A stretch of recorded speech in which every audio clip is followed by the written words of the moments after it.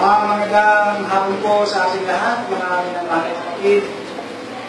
Purihin at pasalamatan po natin ang ating Panginoong Jesus sa hapon ito.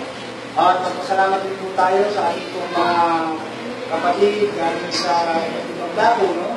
Kay Brother Manrico, Reddit po, kay Brother Joji, kay Brother Rodan, at kay Brother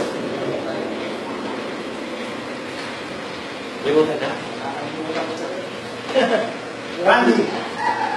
So dito po mga kapatid, no? Dapat po tayo magpasalamat, palagi tayo masaya sa Panginoon. At dapat palagi po tayong attentive pagka tayo po ay sumasamba sa Panginoon. Kailangan po sa ating pong pagsamba, ang sabi nga po sa Biblia, no? Iharap nyo ang inyong sarili na haing buhay. Paano turuan? Haing buhay. No? Kasi natin buhay, alive. Buhay, ibig sabihin, talagang presence of mind tayo, nandun. Haing buhay, ano ba? Banal. Banal. Aya-aya. Na matuwid. At kaaya-aya, Nagkatampatan. nasa ninyong katampatang pagsamba. Reasonable service. No? Yung makatwiran, yung makatwiran, righteousness. Yung makatwiran, yung talagang tapat na pagsamba. Yan yung katampatang pagsamba. Kailangan tapat tayo. Yung tunay na pagsamba.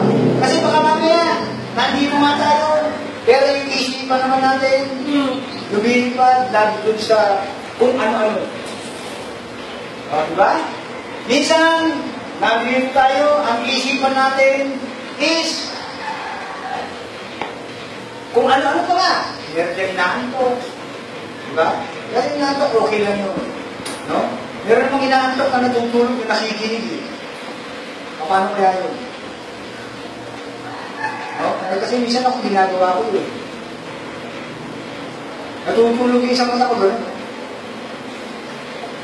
Pagtulog din gano'n. Pero yung tenga ko ngayon, nakapokus doon.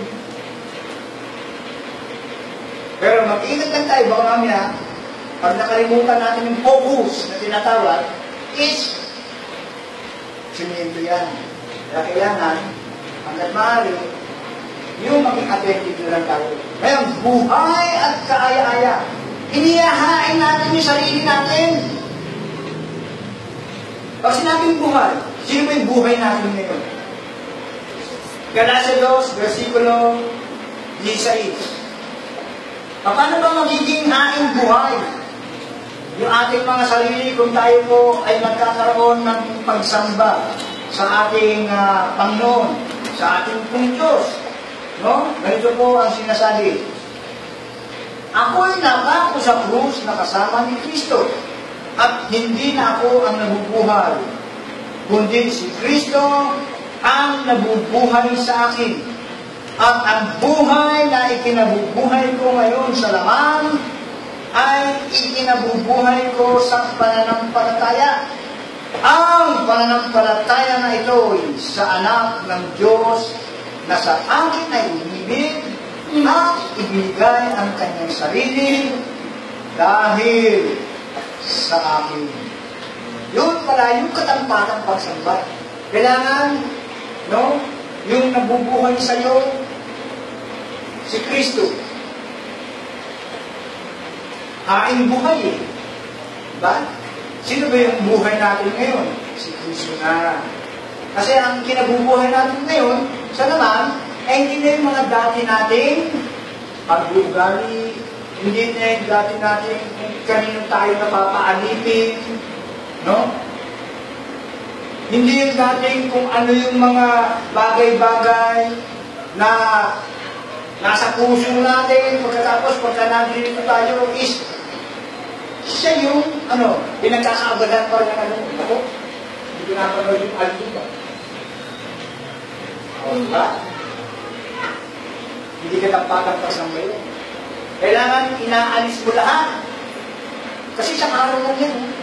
Yung 6 na araw sa ating buyon, yung isang araw, ibigay naman natin na haing buhay.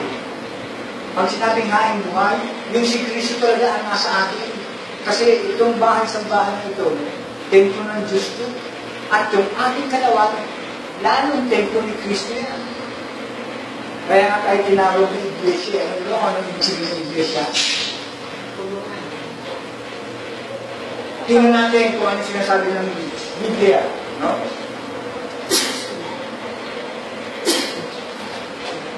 Katawan. Ha? Katawan. Yes. Basahin mo. Wala dito man. Pakimasa na, Sister Lynn. Buwan na anak eh. Sige.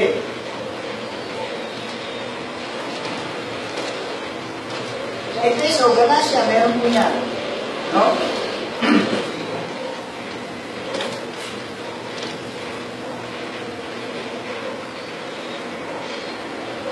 Sa Efeso, 1,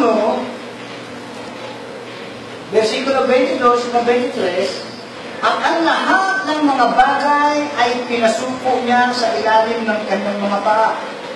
At siyang pinagkaloobang maging pangulo ng lahat ng mga bagay sa Iglesia, na siyang katawan niya. No? Na kapustusan niya ang umuspos ng lahat sa lahat. Yung Iglesia, no, katawan ni Kristo. Eh tayo, ano ba tayo?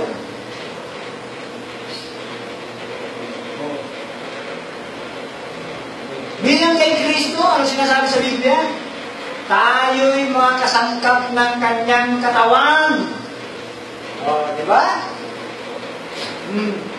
Nakalimutin mo na, Sister Lynn, kung saan babasa. Pag sinabing tayo'y kasangkap ng kanyang katawan, kasi kay Kristo na tayo nabubuhay eh. Di ba? Sangkap na tayo niya. Pag sinabing kaisang katawan, yun sinasabing kaisang katawan niya. Tamang gagawa niya. Kaya nga tinatawag na Sister Lynn. Kanino iglesia mo yun? Iglesia ni Kristo. Kaya nga sabi niya Apostol Pablo mga batehan kayo ng banal na halik. Binabati kayo ang mga iglesia ni Kristo. Kasi pagka kay Kristo ka na, no? Kaisang katawan niya eh. Diba? Kaya, iglesia ka ni Kristo. Yan yung sinasabi niya sa batong ito, itatayo ko ang aking